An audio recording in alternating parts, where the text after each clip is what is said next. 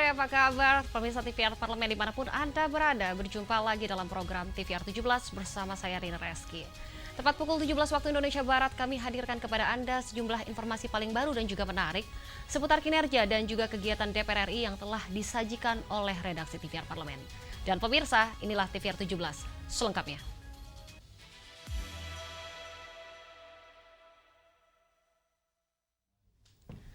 Pemirsa, Presiden Republik Indonesia Prabowo Subianto berkomitmen Kabinet Merah Putih akan menjadikan swasembada pangan sebagai salah satu prioritas utama dalam kepemimpinannya. Untuk itu, DPR RI mendorong kolaborasi antara BUMN yang bergerak di sektor pangan dengan Kementerian Pertanian. Presiden Republik Indonesia Prabowo Subianto telah menegaskan komitmen Kabinet Merah Putih untuk menjadikan swasembada pangan sebagai salah satu prioritas utama dalam kepemimpinannya. Anggota Komisi 6 DPR RI Herman Hairon mendukung adanya kolaborasi antar BUMN yang bergerak di sektor pangan dengan Kementerian Pertanian. Dengan adanya kekuatan kolaborasi tersebut, diharapkan mampu menghadirkan strategi yang tepat untuk memudahkan pemerintah dalam memenuhi target swasembada pangan yang dicanangkan oleh Presiden Prabowo. Ada banyak kemudahan jika memang dikolaborasikan dengan kementerian-kementerian lainnya. Masa nggak bisa gitu? Misalkan perikanan dengan Kementerian Kelautan Perikanan berkolaborasi untuk menyelesaikan BUMN. BUMN dijadikan sebagai peron depan untuk usaha perikanan. Perbantuan Kementerian Kelautan bisa dijalankan oleh Perindo. Demikian juga di sektor pertanian. SHS Sanghyang Sri yang merupakan penggabungan dari petani dan Sanghyang Sri, ini juga sebetulnya masih punya kemampuan besar, punya aset. Ada 3.000 hektar mereka punya aset. Apalagi sekarang titik berat Pak Prabowo adalah menuju kepada swasembada pangan. Program swasembada pangan yang dirancang bertujuan untuk mengatasi berbagai tantangan serta mendukung ketahanan pangan nasional. Program ini tidak hanya berfokus pada satu jenis bahan pokok pangan, melainkan akan mencakup berbagai komoditas seperti beras, jagung, tebu, kacang kedelai, kopi, hingga kakao untuk bahan dasar coklat. Dari Senayan, Jakarta, Bondan dan Aang, TVR Parlemen melaporkan. Pemirsa, Wakil Ketua Komisi 13 DPR RI mendorong restrukturisasi serta tupoksi Kementerian Hukum yang diperintahkan oleh Presiden. DPR RI pun akan terus mengawasi janji Menteri Hukum dalam membangun kualitas SDM di lembaga tersebut. Wakil Ketua Komisi 13 DPR RI, Andreas Hugo Pareira, menyoroti pentingnya restrukturisasi serta tupoksi Kementerian Hukum yang diperintahkan oleh Presiden. Untuk itu, peraturan pemerintah dan peraturan menteri perlu dilakukan sinkronisasi dan harmonisasi. Andreas mengaku akan terus melakukan pengawasan terhadap janji Menteri Hukum dalam membangun kualitas SDM di lembaga tersebut serta penerapan merit guna meningkatkan kinerja. Ia berharap setelah adanya pemisahan kementerian, sistem tersebut akan berjalan dengan baik dan lebih fokus dalam menyelesaikan persoalan hukum. Ia menekankan undang-undang yang diusulkan pemerintah ke DPR RI harus mengedepankan kepentingan masyarakat. Beliau akan melakukan rekrutmen secara meritokrasi dengan sistem merit system, dan juga ini penting juga berkaitan dengan kami menyampaikan juga berkaitan dengan penugasan yang soal politik hukum kita. Karena bagaimanapun Menteri Hukum ini dia berada pada posisi kebijakan hukum dan implementasi dari kebijakan hukum yang mewakili pemerintah, terutama di balik nanti. Jadi apa yang dibicarakan penugasan-penugasan ini harus jangan sampai tumpang tindih gitu antara posisi Menteri Hukum sebagai menteri yang berbicara dalam tugas pengawasan di DPR dan politik hukum di balik nanti. Lebih lanjut, Andreas menekankan balik DPR RI perlu memiliki filter urgensi terhadap suatu undang-undang untuk menghindari adanya tumpang tindih peraturan yang dapat menghambat program-program pemerintah. Fitian dan Jaya, TVR Parlemen melaporkan. Dalam kunjungan spesifik ke kantor Imigrasi Bali, Badan Akuntabilitas Keuangan Negara DPR RI berkomitmen meningkatkan akuntabilitas dalam pengelolaan keuangan negara. Dalam kunjungan spesifik ke kantor Imigrasi Bali, Badan Akuntabilitas Keuangan Negara menelaah laporan hasil pemeriksaan BPK terkait penerimaan negara bukan pajak sektor keimigrasian, salah satunya pendapatan jasa yang berasal dari penerimaan jasa keimigrasian. Hal ini ditujukan untuk meningkatkan pengelolaan keuangan negara. Wakil Ketua BAKN DPR RI Habib Idrus Al-Jufri mendorong langkah perbaikan pihak imigrasi dari apa yang menjadi temuan BPK tahun 2022. Ia menegaskan DPR berkomitmen meningkatkan akuntabilitas dalam pengelolaan keuangan negara. Kami ingin memfollow up apa yang menjadi temuan BPK di tahun 2022. Kemudian kita melakukan diskusi dan kita menyarankan beberapa hal yang menjadi concern kita ke depan. Jangan sampai nanti temuan ini tidak dijalankan dengan baik. Artinya harus ada jalan keluar dari temuan-temuan yang BPK dapatkan. Sementara itu, Kepala Kantor Wilayah Kementerian Hukum dan HAM Bali, Pramelia Tunidar Pasaribu mengatakan, secara keseluruhan, PNBP keimigrasian menunjukkan persentase yang cukup baik, yang mana rata-rata pertumbuhan PNBP hingga tahun 2024 sebesar 49%. Kalau imigrasi Bali memang tidak ada temuan. Jadi semua clear. Nah, hanya sebagai temuan yang memang tentunya ini adalah bagian yang tidak terpisahkan, yaitu di Soekarno-Hatta. Ini akan menjadikan perbaikan dan ini menjadi catatan kami dan akan kami sampaikan kepada pimpinan bahwa sioknya temuan ini untuk bisa diselesaikan dengan baik. Dari Bali, Andri TVR Parlemen melaporkan. Usai pelantikan Menteri dan juga Wakil Menteri Kabinet Merah Putih, Kemenpan RB harus menata struktur organisasi 48 kementerian hingga pendistribusian aparatur sipil negara untuk memastikan fungsi setiap organisasi tidak tumpang tindih. Dan pemirsa, proses organisasi harus saling menopang satu sama lain. Kami hadirkan informasi saat lagi, tetaplah bersama kami di TVR 17.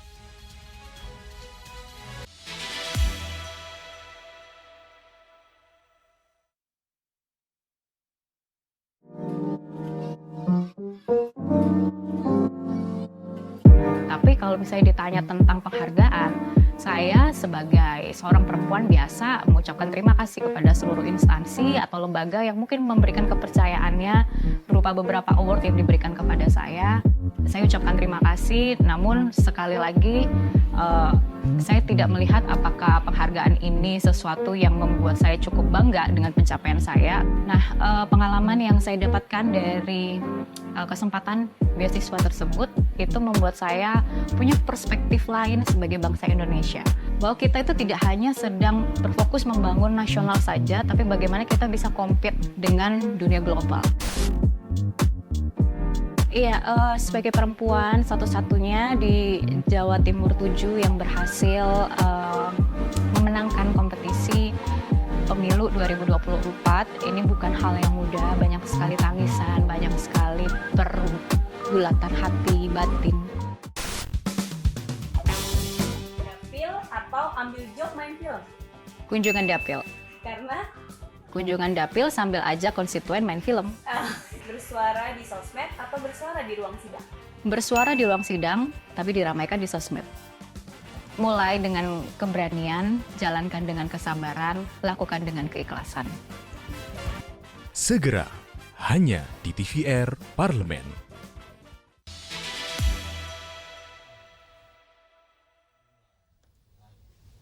Pemirsa, kembali di TVR 17.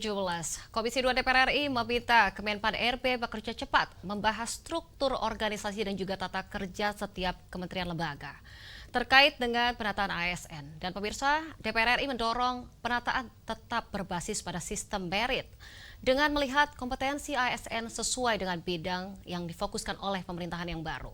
Simak informasi mendalam yang telah dirangkum oleh tim redaksi TVR Parlemen dalam segmen Editorial Parlemen berikut ini.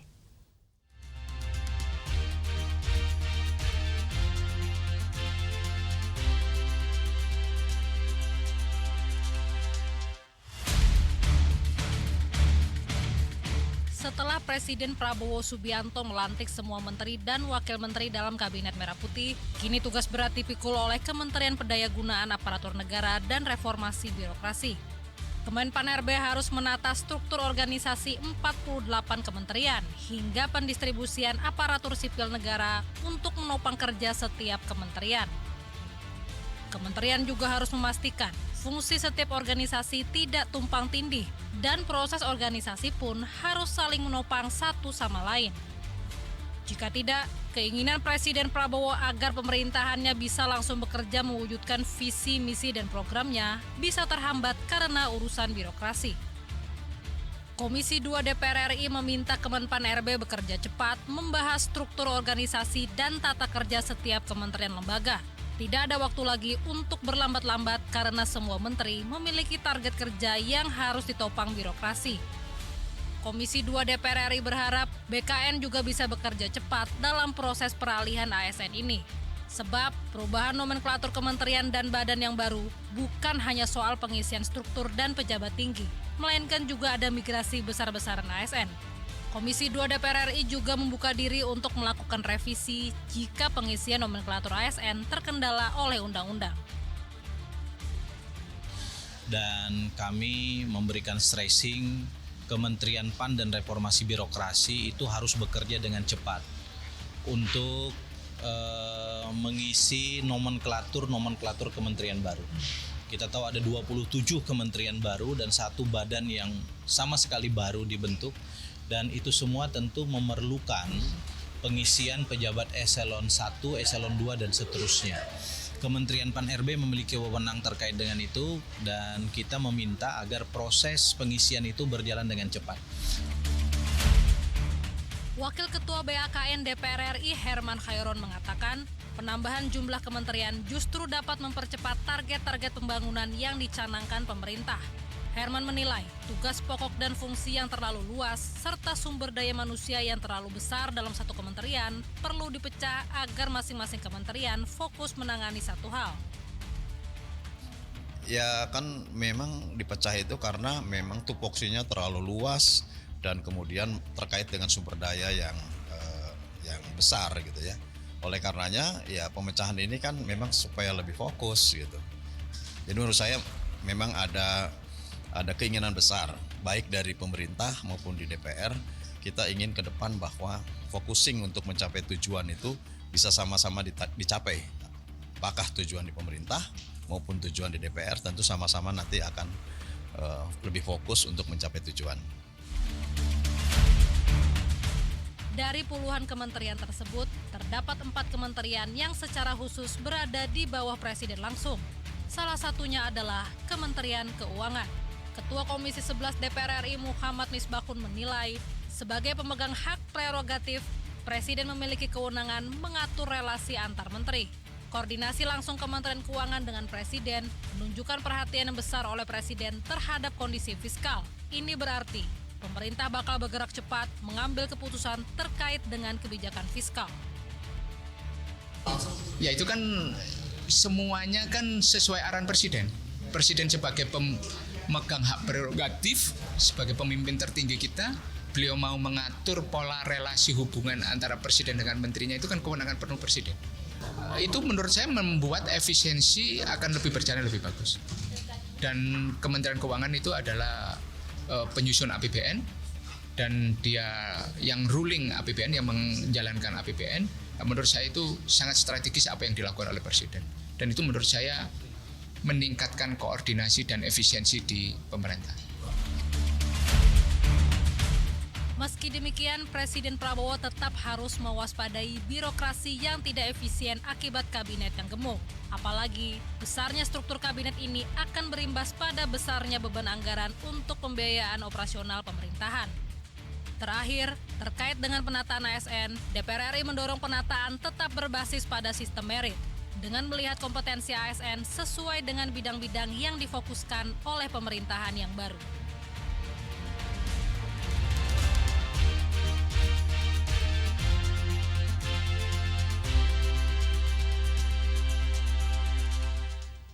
Pemirsa, anggur Shine Muscat menghebohkan sejumlah negara ASEAN usai temuan residu pestisida dalam jumlah yang tinggi di Thailand. Hasil uji menunjukkan 23 dari 24 sampel anggur mengandung residu pestisida melebihi ambang batas yang diizinkan pemerintahan Thailand. Seperti apa informasi selengkapnya? Jangan kemana-mana, tetaplah bersama kami di TVR 17.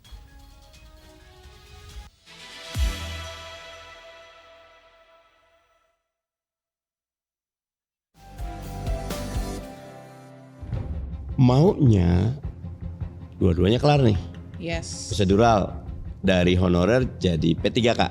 Baru habis itu kita akan paksa yang prosedural ini masuk ke yang substansial. Udah berubah Pak, saya tadi kerja ini sekarang pindah ke sini. Iya. Pak, saya S1, ada formasinya di SMA. Bahwa Desember, dia tadi bilang 2024 penataan honorer selesai. Ada yang menyampaikan kalau sebenarnya honorer ini ketika tidak lolos nantinya akan menjadi paruh waktu. Nah, itu paruh waktu tuh sebenarnya gimana Pak sistemnya? Kalau bahasa sederhana sih yang saya tangkap, tidak ada yang berani memberikan penjelasan seperti apa sih paruh waktu. Ada honorer siluman, ada honorer pejuang. Nah, ini honorer siluman ini juga banyak sekali. Honorer siluman itu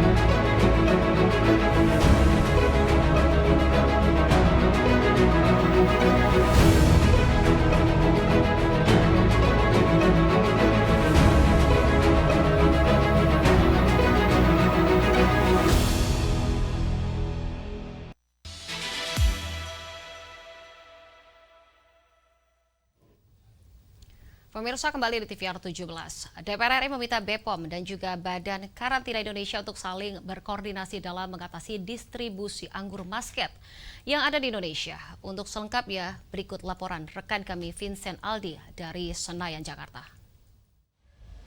Baik, pemirsa TVR Parlemen dimanapun Anda berada, saya sudah berada di depan ruang rapat Komisi 9 DPR RI. Di mana pemirsa seperti yang kita ketahui bersama bahwa ada temuan bahan berbahaya dari buah anggur muscat yang menjadi perhatian publik pemirsa.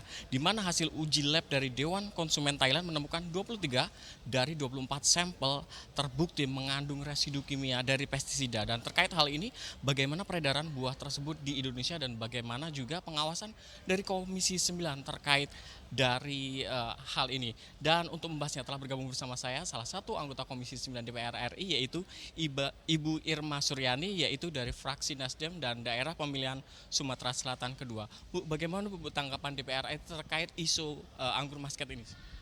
Iya, sebenarnya permasalahan anggur muscat ini kemarin pada saat kita RDP dengan BP POM sudah saya sampaikan ya, bahwa BP POM harus berkoordinasi dengan pihak karantina ya, Bea Cukai untuk bisa melakukan uji kepada anggur ini karena dikhawatirkan ambang dari pestisida yang ada di anggur ini membahayakan nyawa manusia, membahayakan kesehatan manusia.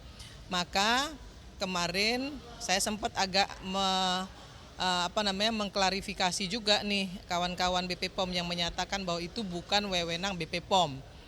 Harusnya BP POM dan karantina berkoordinasi terkait hal ini gitu, jangan saling lempar tanggung jawab gitu ya, sehingga semua pekerjaan yang menjadi masalah itu bisa terselesaikan dengan baik sesuai dengan apa yang dicita-citakan Presiden Prabowo Subianto dengan mengklaster semua masalah yang ada dengan menteri, wakil menteri dan utusan-utusan menteri yang sudah sebegitu baiknya gitu ya. Jadi harusnya para bawahan Presiden segera menindaklanjuti apa yang disampaikan Presiden untuk bisa mendukung program Presiden menyehatkan masyarakat Indonesia dengan melakukan klarifikasi, juga melakukan uji kepada anggur muscat ini agar tidak beredar luas dan membahayakan kesehatan masyarakat Indonesia. Bu, setelah ada koordinasi dari BPOM sama dari Badan Karantina itu udah ada tindakan apa, Bu? Sampai hari ini saya belum mendapatkan informasi dari BP POM terkait koordinasi mereka dengan pihak karantina, karena saya masih melihat anggur tersebut masih beredar di supermarket.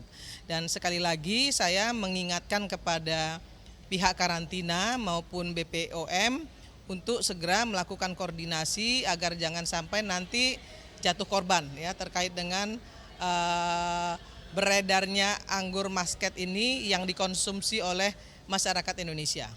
Terkait Bu, dorongan DPR ke pemerintah dalam memperkuat pengawasan terhadap makanan sejauh ini kayak seperti apa? Ya, kemarin saya sampaikan juga kepada pihak BP POM agar mereka lebih mengedepankan tindakan-tindakan preventif kepada semua yang menjadi tupoksi mereka untuk mengawasi makanan, minuman dan buah-buahan juga ya, karena juga harus ada koordinasi antar kementerian agar apa yang dicita-citakan, yang diharapkan oleh pemerintahan baru kita ini bisa dicapai ya, targetnya bisa dicapai. Terima kasih banyak Ibu. Selamat bertugas kembali. Baik pemirsa, demikianlah wawancara saya dengan salah satu anggota Komisi 9 DPR RI yaitu Ibu Irma Suryani. Terima kasih atas perhatian Anda dan saya kembalikan ke rekan saya di studio. Terima kasih Vincent Aldi, dan selanjutnya pemirsa, apa saja yang menjadi sorotan di media online nasional pada hari ini? Tentunya usai jeda, tetaplah bersama kami di TVR 17.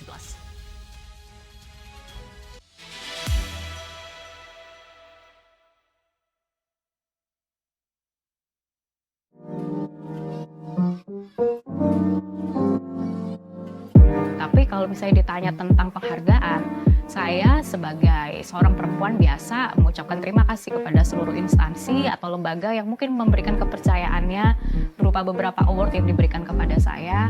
Saya ucapkan terima kasih, namun sekali lagi saya tidak melihat apakah penghargaan ini sesuatu yang membuat saya cukup bangga dengan pencapaian saya. Nah, pengalaman yang saya dapatkan dari kesempatan beasiswa tersebut itu membuat saya punya perspektif lain sebagai bangsa Indonesia. Bahwa kita itu tidak hanya sedang berfokus membangun nasional saja, tapi bagaimana kita bisa compete dengan dunia global. Iya, sebagai perempuan satu-satunya di Jawa Timur 7 yang berhasil memenangkan kompetisi Pemilu 2024, ini bukan hal yang mudah, banyak sekali tangisan, banyak sekali pergulatan hati batin. Dapil atau ambil job main film? Kunjungan dapil. Karena Kunjungan dapil sambil ajak konstituen main film. bersuara di sosmed atau bersuara di ruang sidang? Bersuara di ruang sidang, tapi diramaikan di sosmed. Mulai dengan keberanian, jalankan dengan kesabaran, lakukan dengan keikhlasan. Segera, hanya di TVR Parlemen.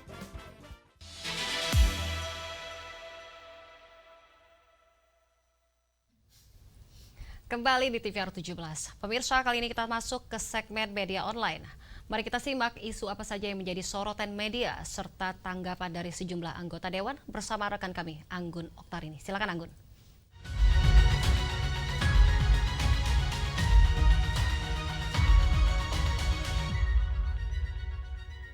Terima kasih rekan Rini dan halo apa kabar pemirsa, kita akan membahas terkait dengan headline di media online yang terbit pada hari ini. Ini membahas soal Sritex DPR dukung kebijakan perlindungan industri tekstil. Nah ini jika kita baca di beberapa berita nih pemirsa, ada pembahasan mengenai anggota Komisi 11 DPR RI Charles Mekiansa di sini mendukung upaya pemerintah yang tengah menyiapkan kebijakan untuk melindungi industri tekstil. Dan hal ini menyusul PT Sri Rejeki Isman Tbk ataupun Sritex yang dinyatakan pilot. Charles mendukung upaya pemerintah untuk menyelamatkan Sritex ini pemirsa, sebab bangkrutnya Sritex akan berdampak pada perekonomian masyarakat. Sebagai informasi pemirsa, Sritex dinyatakan pilot oleh Pengadilan Negeri Niaga Semarang atas gugatan yang diajukan PT Indobahta Rayon atau IBR.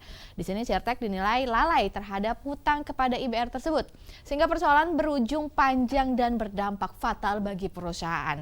Dan untuk itu pemirsa, Charles menyebutkan bahwa DPR RI siap bekerja sama dengan pemerintah untuk menyelamatkan Sritex ini yang merupakan perusahaan tekstil terbesar se-Asia Tenggara tersebut. DPR mendukung upaya pemerintah yang menyiapkan berbagai langkah penyelamatan untuk Sritex ini, mulai dari kebijakan bea masuk anti-dumping atau BMAD dan bea masuk tindak pengamanan atau BMTP ataupun safeguard. Pemirsa, kita akan beralih ke berita selanjutnya di mana pembahasan mengenai Polda Sulsel harus bantu tim cyber Bawaslu berantas hoaks dan juga kampanye hitam selama pilkada. Ini memang sekarang lagi marak sekali, ada beberapa dan berbagai macam informasi-informasi yang tersebar di media, dan di sini ada Komisi 3 DPR RI melakukan kunjungan kerja spesifik ke Polda Sulawesi Selatan. Kunjungan tersebut dilakukan dalam rangka melakukan pengawasan pemirsa terhadap kesiapan penegakan keamanan dan ketertiban masyarakat ataupun Kamtibnas.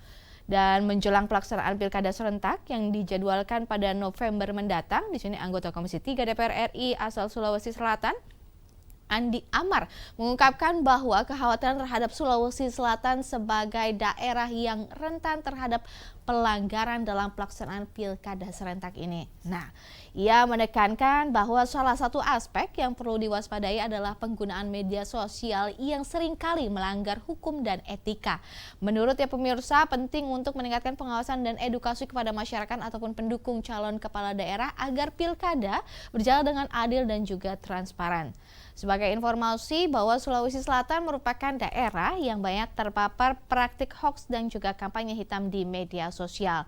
Untuk itu DPR RI berharap pemirsa adanya kolaborasi antara instansi untuk dapat meningkatkan kesadaran masyarakat dan juga menciptakan suasana yang kondusif dalam pemilihan. Baik pemirsa, itulah tadi headline media online pada hari ini soal Sritex DPR dukung kebijakan perlindungan industri tekstil, serta Polda Sulsel harus bantu tim cyber Bawaslu berantas hoaks dan juga kampanye hitam selama pilkada. Saya Anggun Oktarini, kembali ke rekan Rini.